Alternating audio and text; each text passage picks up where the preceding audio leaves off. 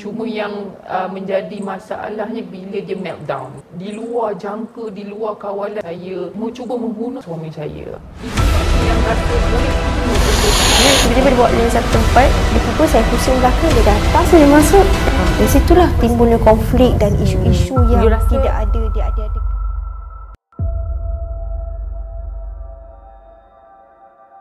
Penyakit mental di kalangan para isteri semakin membimbangkan. Apakah masalah yang berlaku dan apakah puncanya? Kami bersama-sama dengan seorang wanita yang merupakan seorang suri rumah dan ibu kepada 3 orang anak.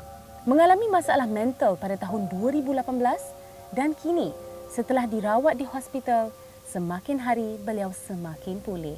Namun saya pasti peristiwa hitam itu kekal dalam ingatannya. Sebelum kita cerita, mungkin kita nak kenal sikit mengenai Puan Aina. Mungkin boleh cerita latar belakang mengenai Puan Aina sikit. Okey. Saya anak sulung daripada 2 adik-beradik, berumur lewat 30-an. Saya seorang isteri rumah, ibu kepada 3 orang anak. Salah seorang anak saya disahkan autism, hyperactive dan speech delay. Saya disahkan mengidap skizofrenia, major depressive disorder, bipolar dan anxiety pada tahun 2018 dan saya masih lagi continue makan ubat dan juga refer pada pakar setiap 3 bulan. Jadi sebenarnya mungkin Puan boleh cerita bila agaknya Puan dapat rasa yang ada sesuatu? Bila saya fikir balik, simptom yang saya dapat ni seumur 19 tahun. Saya bekerja dalam bidang yang agak menekan. So sebenarnya daripada umur tu pun 19 hingga ke 20 tahun saya sebenarnya dah pergi ke klinik dan doktor di klinik tu minta saya refer pada pakar di hospital. Saya ada masalah dalam kerja lah, maksudnya saya kerap tidur dekat tempat kerja. Saya dalam kerja tak ada masalah, cuma orang kata macam attitude. Bos nampak saya macam malas. Saya sebenarnya bukan malas, pergi kerja datang awal. Bila orang suruh kita OT, kita OT. Tapi macam saya macam lemah tau, macam kerap penat, saya suka tidur, lepas tu sikit-sikit nak marah, macam benda kecil pun nak marah. Lepas tu jadi bos minta saya pergi ke klinik dan klinik minta saya refer ke hospital. Dia bagi surat lah. Bila saya baca surat tu saya macam deny lah, saya cakap no, memang saya tak ada penyakit ni. So surat tu saya buang, saya tak pergi ke hospital. 2018 tu berjumpa dengan doktor, doktor tanyalah bila yang saya rasa simptom-simptom ni ada. Saya cakap daripada umur saya 19 lah. Dia tak berjumpa dengan doktor. Dua benda tu berpanjangan. Saya mendirikan rumah tangga daripada umur 28 tahun. Setelah 2 bulan saya kahwin, saya disahkan mengandung. Lepas tu saya berhenti kerja lah sebab hal-hal yang teruk. And then beberapa bulan lepas tu saya ikut suami ke Selatan Tanah Air, bekerja di sana. Di sana pula saya, ialah tempat kita tempat asing, kita tak ada kawan, kita tak berjumpa dengan orang, duduk terpuruk dalam rumah. Mengandung alahan teruk lagi. Mengandung alahan teruk. Lepas tu bersalin pun sendirian sebab tak ada orang nak jaga kan. Mertua jauh, mak pun jauh. And then benda ni bertimpa-timpa lah. Dalam masa saya berpantang tu sebenarnya ada satu kejadian yang saya memang tak boleh lupa, tapi macam pelik lah. Sebab saya kerap menangis tanpa sebab. Macam kena suami tanya, kenapa, sakit dekat mana? Yelah masa tu kita dalam pantang kan, pagi hingga petang suami pergi kerja dan saya uruskan diri saya sendiri. Bila suami balik kerja, saya menangis. Saya sendiri macam asal menangis kan, tapi saya menangis, saya murung macam tak nak keluar rumah, even sidai kain pun tak nak. Masa tu ada tak tengok anak berfikir apa-apa ke? Masa tu tak ada lagi. Memang belum lagi di tahap tu, cuma adalah yang macam dengar suara tu, tapi masa tu biasa kita orang Melayu kan, bila kita dengar suara tu, lagipun bila saya bagi tahu suami kata mungkin tempat tu lah, kami kan orang luar duduk di situ. Jadi mungkin dia kata adalah something wrong dengan rumah, gangguan dekat. Suara tu tak jelas, tapi datang daripada 2 orang.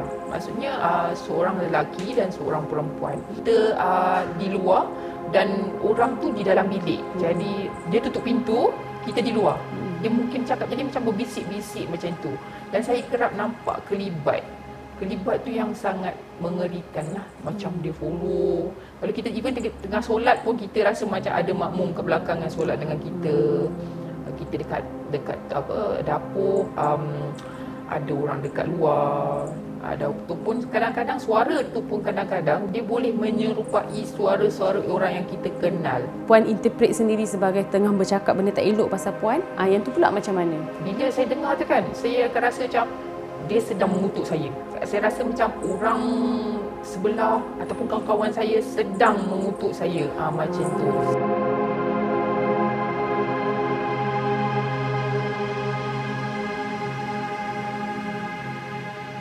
Saya dapat tahu yang mak saya didiagnose dengan sakit yang kronik.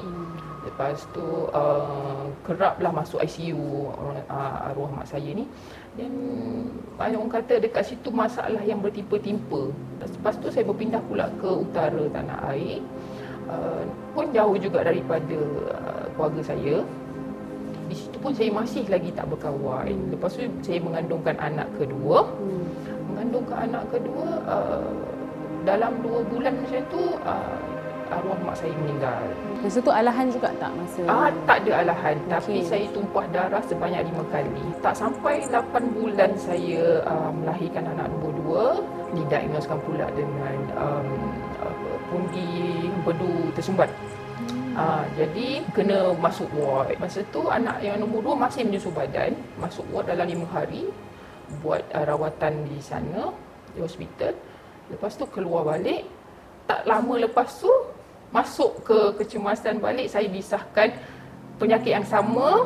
Lepas tu dalam masa yang sama saya mengandung anak ketiga. Yang anak nombor 2 8 bulan. Sangat jarak yang sangat rapat Ya, sangat rapat dan saya tak menyangka langsung yang tak ready lah masa tak tu. ready, memang tak ready. Lepas pada tu saya bersalinkan anak yang ketiga.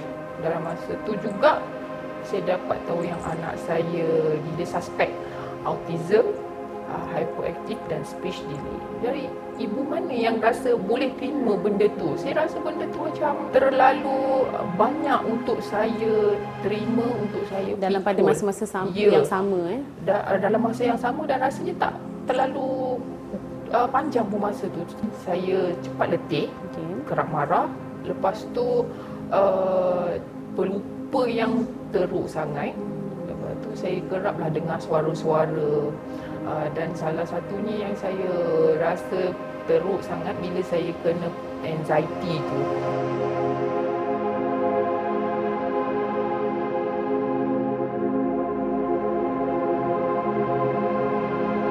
Macam mana penerimaan suami dan macam mana keadaan rumah tangga masa tu? Dan mungkin penerimaan keluarga belah mertua ke? Sepanjang tempoh sebelum dan selepas saya diagnose, suami memang banyak membantu. Sebelum saya diagnose tu, saya keraplah bagi tahu masalah saya. Okey, saya kerap dengar suara ataupun saya nampak kelibat. Apa-apa saja yang saya mengadu dan dia akan cuba usahalah. Lepas tu dia banyaklah macam bertolak ansur. So macam kalau saya penat ataupun saya tak buat kerja, dia tahu maksudnya bukan saya malas. Penerimaan keluarga mertua? Penerimaan keluarga mertua saya masih lagi belum mengetahui akan sakit saya ni lah. Apa yang Puan rasa stigma orang yang akan di Malaysia ni, bila kita cakap okey saya ada penyakit skizo, semua orang akan avoid kita. Saya ada bipolar, saya ada masalah mental. Gila. Perkataan pertama yang orang akan keluar pada orang macam kami, gila. Sebenarnya tak gila. Kami macam boleh keluar hang out dengan kawan-kawan ataupun pergi ke Nuri, pergi mana-mana kita boleh. Boleh je. Cuma mungkin pendekatan kita ni lain. Ada satu hari tu saya bergaduh dengan suami saya. Bergaduh yang boleh dikatakan besar. Dan saya tak boleh kawal kemarahan saya. Saya macam jerit sekuat hati. Saya macam hilang kawalan, hilang akal. Dan saya cuba untuk nak kata bunuh tu taklah. Saya cuba membunuh pisau ke arah suami saya. Dan saya tak boleh kawal kemarahan saya. And then after saya dah orang kata lega, dah bertenang apa semua, saya fikir ada sesuatu yang perlu saya selesaikan. Dan malam seterusnya tu saya memang dapat anxiety attack. Dari situ saya nekat the next day nak pergi ke klinik untuk buat ujian kesihatan mental lah. Saya minta pada suami untuk jagakan anak dan dia tanya kenapa. Saya cakap nak pergi ke klinik dan dia kata, you demam ke? Saya cakap, no, tak demam. Saya nak buat ujian kesihatan mental. Dan dia kata, okey. So nanti balik dah bagi tahu result lah.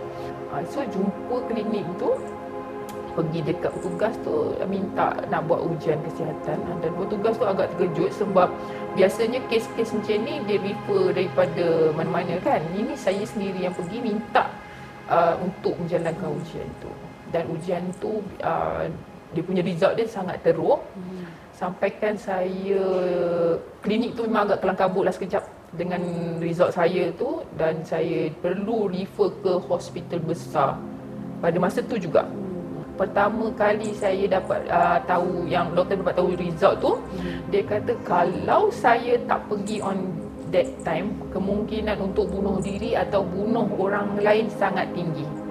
Sampaikan doktor tak saya pakai apa tu yang macam baju straight jacket. Ya, dengan nak pergi jumpa hospital, dengan naik ambulans.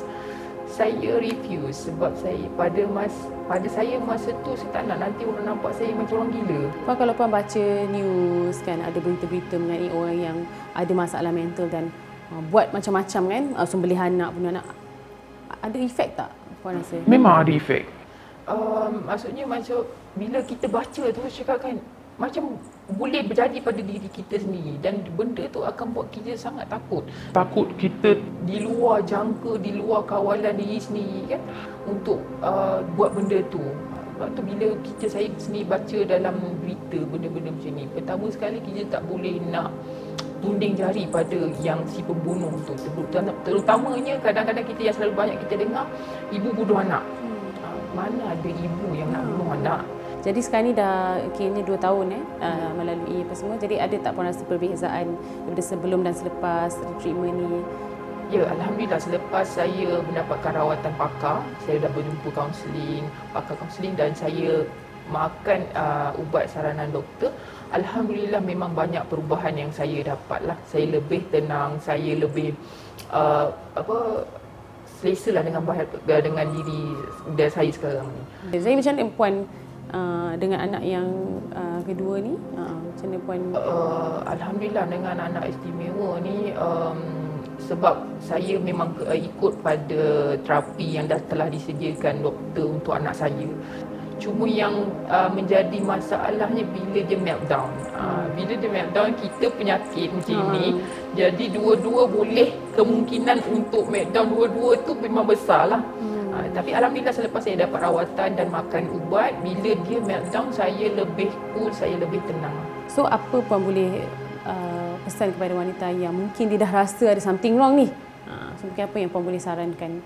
Okey, kalau pada pesanan saya lah pada semua wanita dekat luar sana, sekiranya dapat rasa sesuatu yang pelik pada diri ni, contoh macam saya cakap lah simptom-simptom tu kan, dengar suara ataupun nampak kelibat, benda pertama mungkinlah kita boleh fikir makhluk halus. Kita usaha untuk kalau rasa macam kita yakin kita ada gangguan makhluk halus, pergi dapatkan rawatan perubatan Islam yang confirm sama ada kita ada gangguan ataupun tidak. Jika tak ada gangguan dan masih lagi kita mendapat simptom-simptom tu, jangan tunggu, jangan diagnose diri sendiri, jangan pergi makan suplemen apa semua. Pergi jumpa dengan pakar.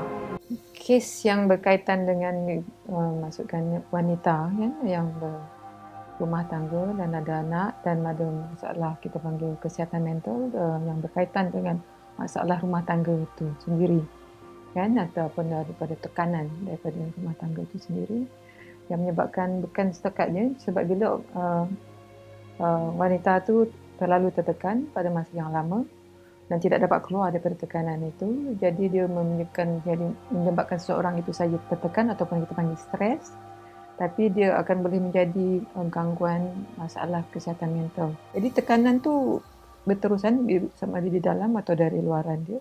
Kalau berterusan dia jadi kemurungan. Tapi bila yang lebih teruk lagi daripada kemurungan tu, adalah people, setengah wanita dia breakdown betul-betul. Breakdown betul-betul maksudnya dia hilang kewarasan. Lost touch with reality. Bila lost touch with reality, jadi dia cakap pun orang kata, kita kata bahasa kita mengarut. Cakap yang bukan-bukan. Jadi maksudnya mungkin dia dengar suara, atau dia cakap seorang, dan tiba-tiba dia ketawa, tiba-tiba dia menangis. Kan, atau dia mendengar suara, kan, atau dia terasa orang perhati dia. Kan, jadi itu kita panggil ada gangguan pemikiran. Jadi itu dah tahap lain, itu dah tahap psikosis. Psikosis tu boleh menjadikan sama seseorang itu skizofrenik atau skizofrenia, ataupun sebenarnya boleh dapatkan gangguan mood yang up and down terlalu teruk sampai ke psikosis, jadikan dia bipolar. Okey, dalam keadaan sekiranya di tengah psikotik ataupun tengah ni kan, yang tak sihat betul tu, memang dia perlukan pengawasan. Sebab kadang kita tak tahu tindak tanduk dia, mungkin ada memudaratkan diri dia ataupun sekeliling dia. Kan, ubatan dia pun perlu diawasi. Sebab kita tahu kan, jadi keharmonian rumah tangga pun nak kena dijaga sebenarnya. Sebab sebenarnya satu penyakit dia, keduanya mungkin mereka dia ada masalah keharmonian rumah tangga. Mungkin mereka perlukan kaunseling rumah tangga. Sebab mungkin di situ yang jadi kan, tekanan ke situ. Tapi bila sebab keadaan wanita ni yang mengalami gangguan kesihatan mental, yang tu perlu dirawat dulu. Jadi suami tu perlu memahami, belajar memahamilah, ya. Memahami dan dapatkan nasihat-nasihat pakar tu bagaimana untuk kawalkan, belajar mengawal emosi. Jangan disangka mereka yang memiliki paras yang lembut tidak mempunyai amarah yang dipendam. Jangan disangka mereka yang diam tidak mampu berkata-kata. Peristiwa yang terjadi, saya pasti akan membuka mata semua para suami dan isteri di luar sana. Penyakit mental harus dipandang serius. Mereka harus dibantu.